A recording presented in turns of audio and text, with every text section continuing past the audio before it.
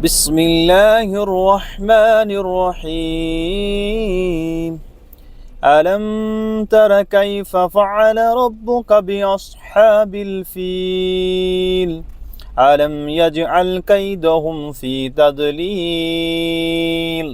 وأرسل عليهم طيرا أبابيل ترميهم بحجارة من سجيل فجعلهم كعصف مأكول.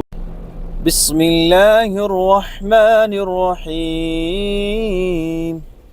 ألم تر كيف فعل ربك بأصحاب الفيل؟ ألم يجعل كيدهم في تضليل وأرسل عليهم طيرا أبابيل ترميهم بحجارة من سجيل فجعلهم كعصف مأكول.